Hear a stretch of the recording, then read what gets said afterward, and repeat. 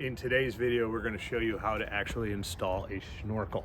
Now, when I first saw snorkels on vans, I was thinking they were using them to go into water, which is pretty crazy because that would mean that you would be going about this deep into water with your van, because that's where the air comes into the top of your van stock. The real reality is the reason you usually typically put a snorkel on. I would highly suggest you don't put your van this deep in the water or this deep in the water. But the reason people put snorkels on vans is for the dust. Usually we're following convoys through like dusty, deserty kind of areas, and all of that dust from the vehicle in front of you is kind of in here and being collected in your engine bay. The benefit with a snorkel is it gets it up nice and high above that dust cloud, and you're able to kind of avoid destroying your air cleaner and allowing fresher air into your engine. The other thing we've done is we put a centrifugal top on it, so it's actually pushing dirt out of it. It's got a fan inside and it's just blowing dirt out of that centrifugal, so you don't end up with additional dirt in your engine bay. Now, that being said, we're going to show you how this video goes. I will tell you, this is an expert level install. I'm pretty handy, and this was a challenge for me. I hope you enjoy the video. Hey guys, today we are going to actually install the Bravo Snorkel. This is going to be exciting, less exciting than I thought, but it's going to be exciting. And the reason, I'll show you why it's going to be less exciting than I thought. So welcome van fans to another mod mode weekend. We're going to put the snorkel on. So I already got a little head start here. As you can see, they give you a little template here. You got to line that up with the curve of the fender and then with the line of the door here. So a little confusing for an engineer because you'd think they would have this perfectly lined up too, but there's like a little space here. Don't love that. Love it if they had it right there, but this is how I'm drilling the hole. Marked it. So we're putting more holes in the van today. Here's the ugly part. If you were not planning on putting a snorkel in, or if you got a brand new van and you're going to be putting a snorkel in the future, which all of us want to do that, just know that you're going to be running all of your wires right where you don't want to. So come on in here a little closer, and if you're looking in here, you're going to see all of the wires that I ran for all of my LP9s and LP6s and winches, and pretty much everything on the front of my van comes through here. So I'm gonna have to push that down hopefully. I also had my horn blaster pump for my air horns located right here, so I'm rerouting that as well. So a lot of rerouting for no reason, a lot of work, extra work, but that's where that snorkel is going to come through. So I'll let you know how that goes. Okay, so I just used a stepper bit to drill these holes. I mean, it's sheet metal, so it's pretty easy to drill through. And I'm just gonna actually use a little hand hacksaw that I got. I find it's really easy to use, which is this guy. And I'm just gonna, by hand. I was gonna use a power tool, but I think it's a little bit, I can take my time, make this really pretty. So I think from the outside it's gonna be really easy. I'm just curious how this works on the inside. So we'll talk about that when we get there. Not 100% sure I used the word easy with this tool. Maybe not the right tool, but I looked online to see if there was anybody else that had done an install video with this, and nobody else has. So this is what I did, and as you can see, it did work, but you got to have a lot of patience, and the word easy is not the word that I should have used. The problem is this fender is very flexy right here, so when you're kind of going in and out, it flexes a ton. So, but I got this one little tiny cut here, and this will be out, and then we're going to be tackling the inside. So let's see how it goes. Okay, I'm quickly realizing that this Bravo install is only for Europeans who are expert engineers and this is not for like regular people. The beauty of the Terrawagon, though it is a big fat round pipe that runs up to the corner of your car or your Sprinter van, is the fact that you can drill a hole with a hole saw. This is like you have to actually cut an oval, which is no oval saw that exists that I know of.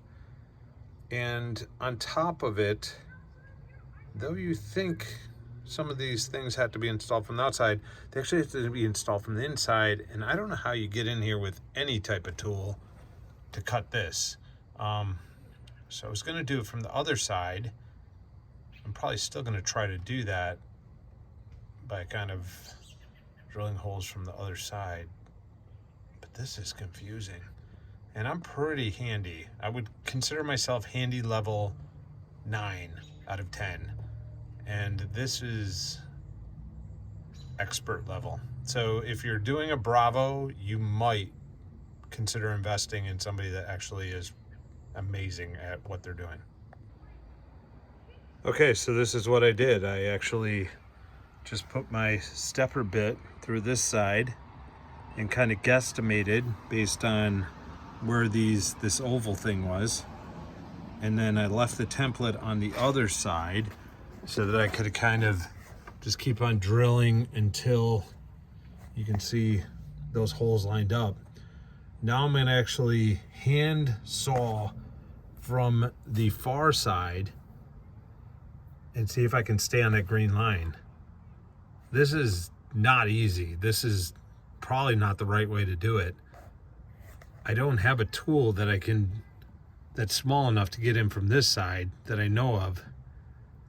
I could maybe I try to handsaw from this side. I wish it was an install video, to be quite honest. This might be the install video, and this is the worst install video ever. I hope that you, in the future, watching this video, don't have to install this way. This is very difficult. Level number 12 now. It's getting worse.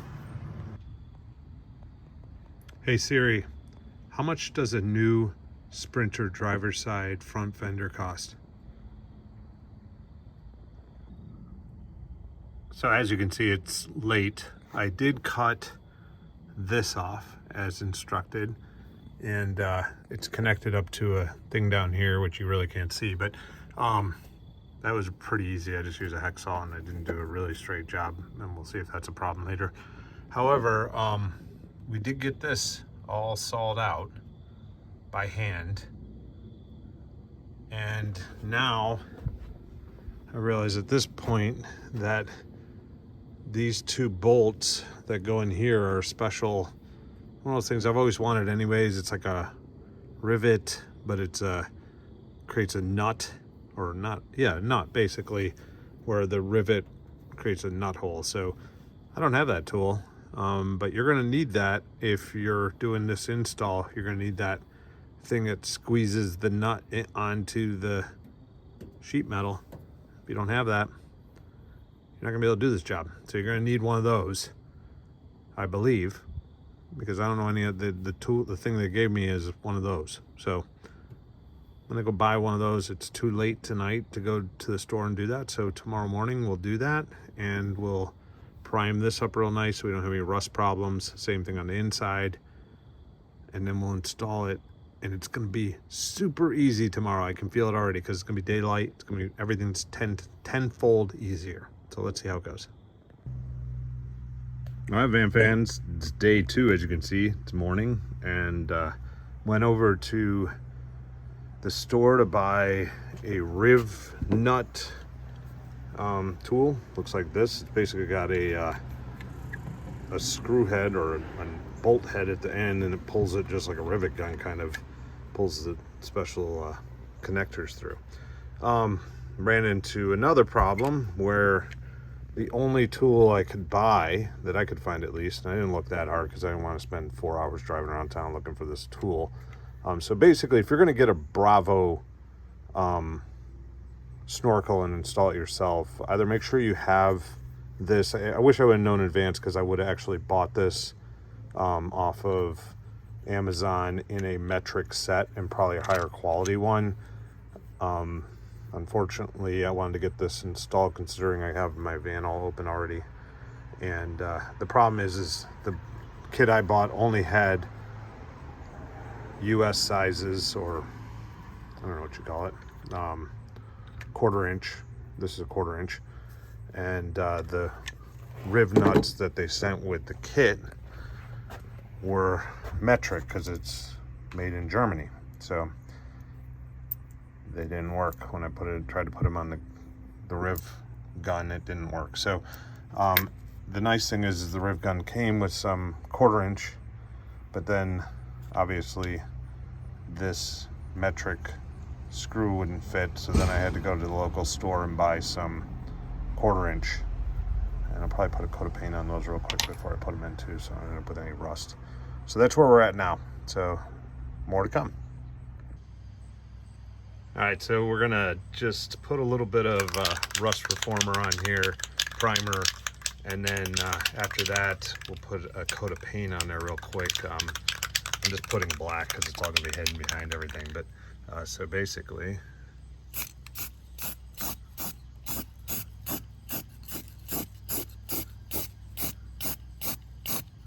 pretty good. And then I'm gonna get the inside as well.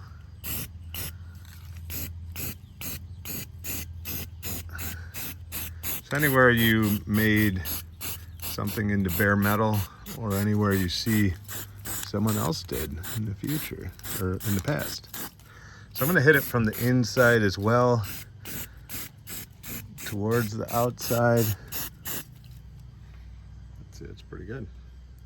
And then I also have up here, I'm going to hit those three as well. Ooh. Sorry, I almost tipped over there.